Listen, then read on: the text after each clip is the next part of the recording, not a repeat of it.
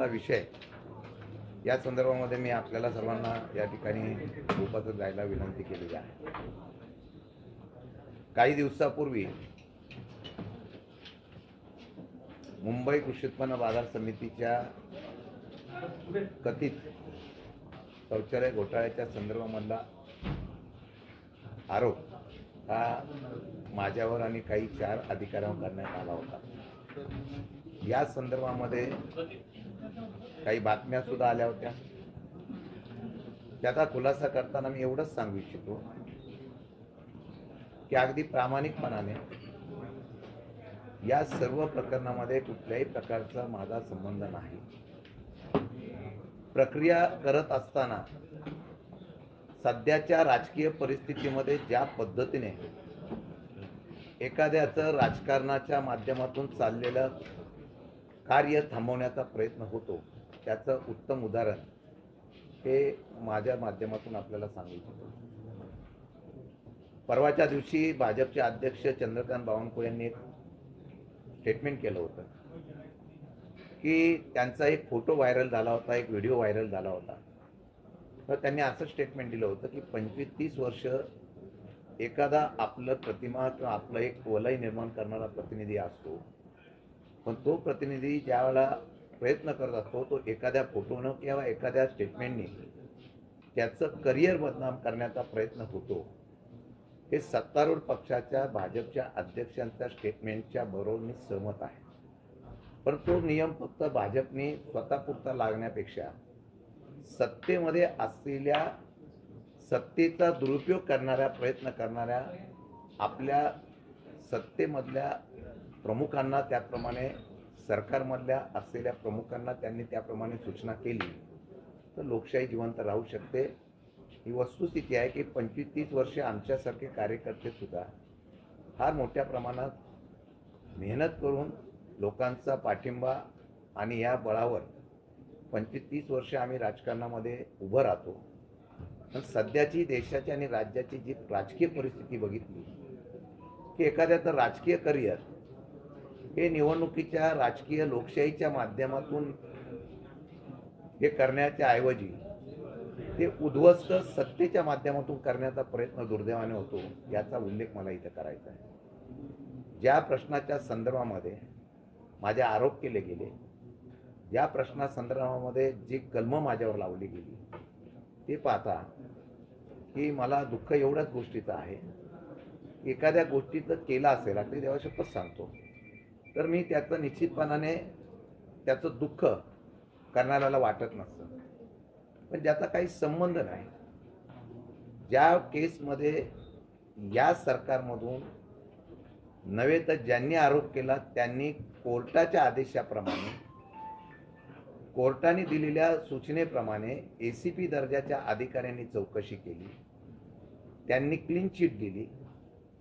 त्याचबरोबर ज्यांनी आरोप केला होता त्यांनी स्वतः केस विड्रॉल केली आणि त्या क्लीन चिटमध्ये तोच असलेला अहवाल राज्य सरकारकडून कोर्टामध्ये सबमिट झाला आणि तो सबमिट झालेल्या अहवालावर इथल्या एका लोकप्रतिनिधीने यामध्ये काही मुद्दे अधिवेशनामध्ये उपस्थित केले आणि त्याची फेर चौकशी करण्याची मागणी केली। फेर चौकशी करण्याचा उद्देश हा प्रामाणिक असेल तर मला हरकत नाही, पण तरी सुद्धा फेर चौकशीचा अहवाल सुद्धा प्राप्त झाला। तो प्राप्त झाल्यानंतर सुद्धा परवाच्या दिवशी या संदर्भामध्ये वेगळ्या पद्धतीने चौकशी आणि वेगळ्या प्रकारे गुन्हा दाखल करण्याचा प्रयत्न झाला। माझी या संदर्भामध्ये एवढाच खुलासा करू इच्छितो की जो काही त्यांनी त्याप्रमाणे चौकशी केली, एकदा नव्हे दोनदा क्लीन चिट कोर्टाने दिली, कुठलाही माझा सहभाग नाही। फक्त एखाद्या कामाला मी शिफारस केली, संचालक, सचिव आणि तशाच पद्धतीचे चेअरमन यांना त्यांनी मान्यता दिल्यानंतर फक्त अशाच वेळेला अशाच प्रकारची शिफारस तत्कालीन त्यावेळेचे मुख्यमंत्री, काही लोकप्रतिनिधींनी केलेली होती। मग ह्या सगळ्यांना बाजूला ठेवून फक्त माझ्यावरच अशा प्रकारचा गुन्हा दाखल करण्याचा प्रयत्न झाला, हे दुर्दैव आहे। आणि म्हणून यामध्ये राजकारणाची राजकीय पातळी इतक्या खालच्या पातळीवर गेलेली आहे की लोकशाहीमध्ये आता निवडणुकीच्या माध्यमातून निवडून येणं किंवा पराभूत करणं हा विषय बाजूला ठेवून हुकुमशाहीच्या माध्यमातून अधिकाराचा गैरवापर करून कोर्टाने ज्यावेळेला मला जामीन मंजूर केला तेव्हा त्यांनी प्रत्यक्ष पाहिल्यानंतर मला कोर्टाचा न्यायदेवतेवर विश्वास आहे, त्यांचं मी मनापासून आभार व्यक्त करतो की ज्या पद्धतीने केस बनवली होती त्याची सत्यता बघून याच्यामध्ये तथ्य नाही म्हणून किंवा तथ्य असेल पण त्याची परत सुनावणी घेऊन मला जामीन मंजूर करून दिला. मी आपल्या ह्या संदर्भातून एवढंच सांगू इच्छितो की राजकारणामध्ये इतक्या खालच्या पातळीवर राजकारण जाऊन वेगवेगळ्या खोट्या कंप्लेंट करून जे सातारा जिल्ह्यामध्ये अशा प्रकारची पद्धत कधी राजकीय ह्याच्यामध्ये नव्हती. एकमेकांचा द्वेष, एकमेकांचा राजकीय विरोध तेवढ्यापुरता असायचा, पण तो आता इतक्या खालच्या पातळीवर जातोय आणि त्याला हातभार हा राज्य सरकारच्या असलेल्या अधिकारी वर्गातून किंवा राज्य सरकारच्या असलेल्या मुख्यमंत्री, उपमुख्यमंत्री, राज्य सरकार होत असेल तर दुर्दैव आहे. मला एवढीच गोष्टीचा खुलासा करायचा की सत्याचा विजय होत असतो. मी आजही सांगतो की ज्या FIR-मध्ये कुठल्याही प्रकारची कलमं लावली त्या FIR-मध्ये ती केस ज्यावेळेला कोर्टात उभी राहील त्यावेळेला त्या कोर्टाच्या केसमध्ये ती टिकणार नाही एवढा विश्वास मला आहे. परंतु दुर्दैवाने अशा प्रकारचा प्रयत्न केलेला आहे आणि त्या प्रयत्नाला मी तेवढ्याच समर्थपणाने समोर जाण्याचा निर्णय निश्चितपणाने घेईन.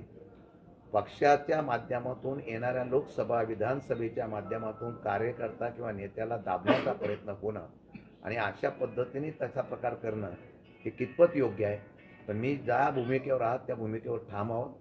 अशा दबावाला बळी न पडता भविष्य काळामध्ये याहीपेक्षा जोमाने तेवढ्याच दिवसांनी काम करण्याचा निश्चित मी प्रयत्न करतो. ओके.